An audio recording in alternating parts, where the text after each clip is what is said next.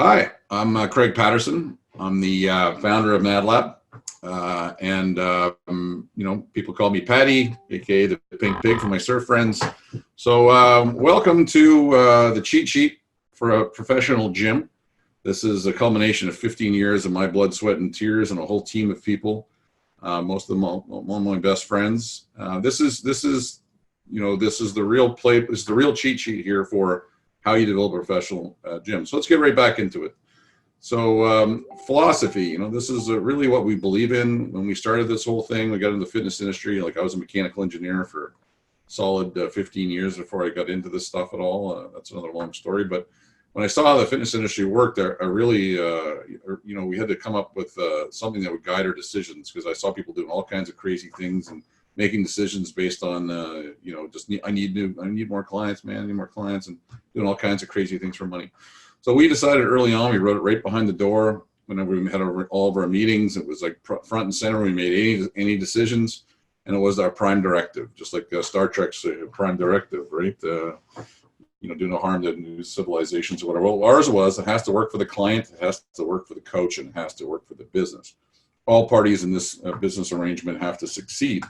So then how are you going to measure that? So, it wasn't obvious at the start, but it became pretty obvious within a few years that there were 6 key performance indicators, 2 for the client, 2 for the coach, and 2 for the business, that indicated if they were succeeding or not. So number 1 for the client, we could have looked at back squats, we could have looked at days sick, we could have looked at a 1-mile run. There's, mobility tests. There's all kinds of ways, but basically, if they're still there, if they're paying you money and not leaving, that client's succeeding, because they wouldn't pay you a high value, like a lot of money for high value service. They wouldn't do that unless they were getting what they wanted. So the retention is number 1. Number 2 is average client value. If you're only making $10 a month off someone, doesn't really mean much. But if they're paying $275 a month, they're paying for a high value service, and they're not leaving, then you really got something. So the second one is average client value. Third and fourth, we need to measure the coach to see how they're succeeding. Well, if they're making more than a journeyman electrician or more than a physiotherapist per hour, then they're probably going to stay in the industry. So that number for us is around $45 an hour is the threshold there. And total coach pay, if they can make $80,000 to $100,000 a year, they're probably going to stay in the industry. They're not going to leave your facility. There's no reason in a Madlab gym. We've never had them leave to go to other gyms and stuff like that, because they don't exist. And my coaches would never leave my facility to ever go to another facility, because they could never make even a fraction of what they make at my facility, our facility. And then how do we measure the business? So, the client's paying a lot of money, not leaving. The coach is making a lot of money, having a great life. The business owner has to win too. So we measure that by EBITDA, and the number on that is at least 20%. My facility last year, we had a gross revenue of, close to $1 million, and we had, EBITDA of 20.6. So you can do the math on that. And the 0.6 I gave back to the coaches as a 401k/RRSP bonus. And then finally, the business value. If you're going to do all this work, you need to have something to sell and something to show for yourself at the end of it. Most gyms are just wire sales. Here it's 5 times EBITDA. So for my facility, I'm over $900,000, the value of that, and the banks will recognize that. The BDC has already, showed us they would loan to this if they have a solid, stable asset. Which leads us to, we got the 6 KPIs. We're going to measure everything. So now how do we go about getting results, right? And so we used a scientific method. It was really simple. We used observable, measurable, repeatable. And we tried everything all through this client development, coach development, business development processes.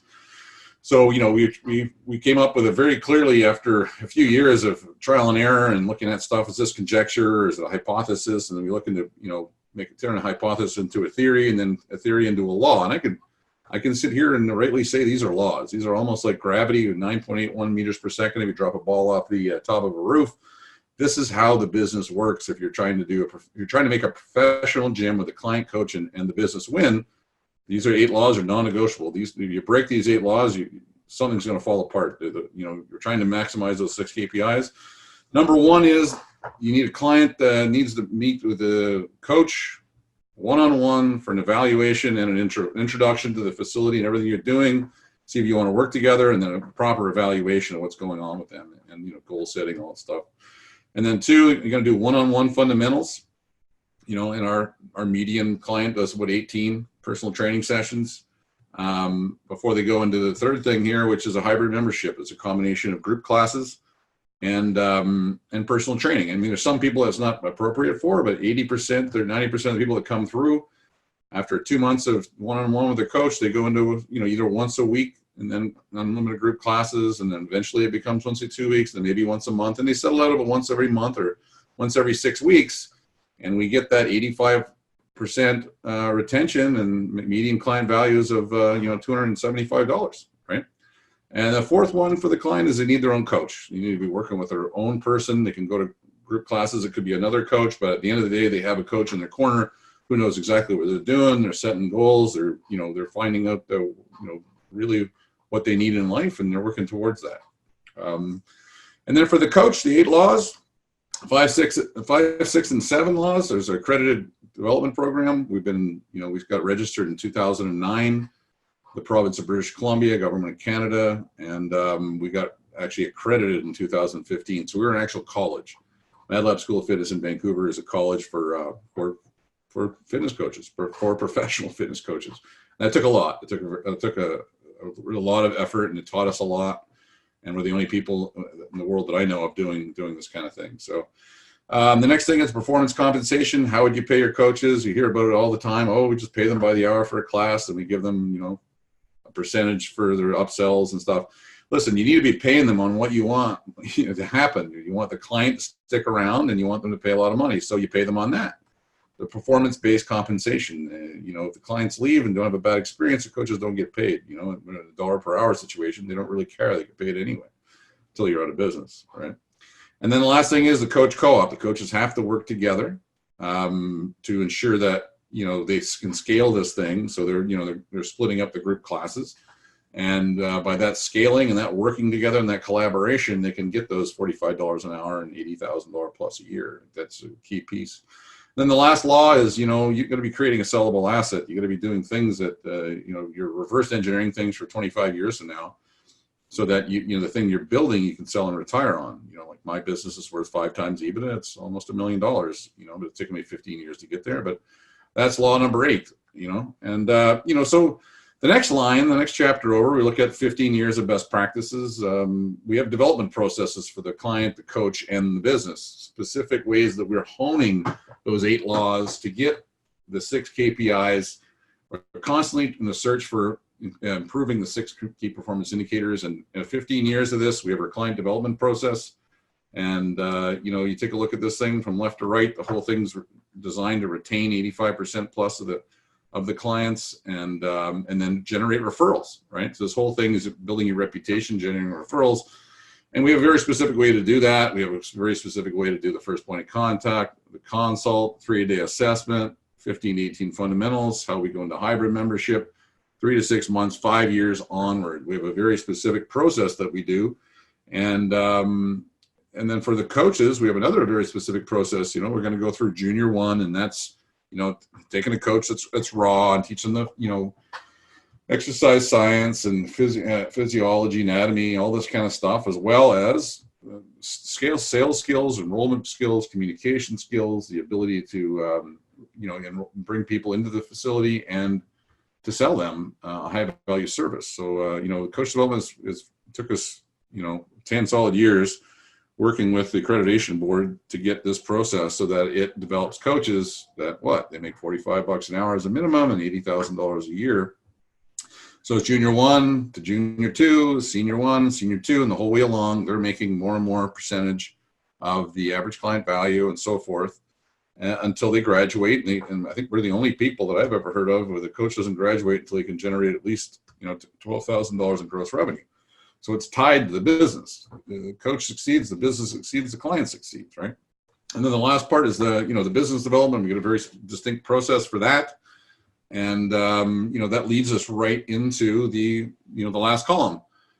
We've been implementing this stuff. We did an alpha test. I started talking to people on the phone in 2008, 2009, and trying to teach them how to do this stuff with just a pad and paper and a phone call. We're 10 years later. I'm in my 5th generation of products and services and software and tools, and we got a million things. But essentially the first seal is we're going to teach you how to set up this whole client development process.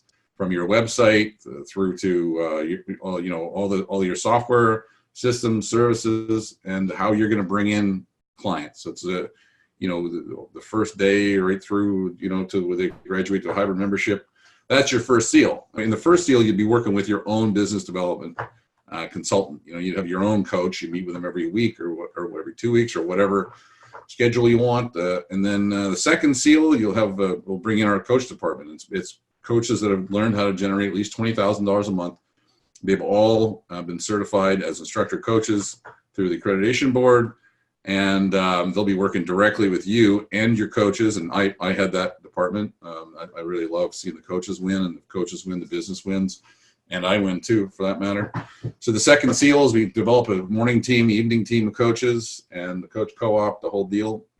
And the third seal is we wrap this all up in a bow with a GM, or however you want to do it. If you want to maintain the GM-ship and have an assistant GM, you want to outsource that, you get a big enough team, and for me in Vancouver, I work 2 or 3 hours a week, and like I said, it generates almost $200,000 a year. This is 2019, in case somebody's listening to this in the future.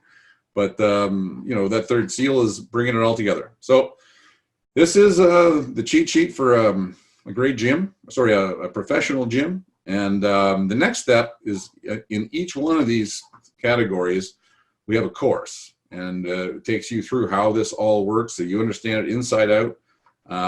If you become a member, it's your first step anyway. So the next step here is to look at the playbook for a professional gym. I hope you do. I hope this has been great use of your time, and thank you very much. We'll see you soon.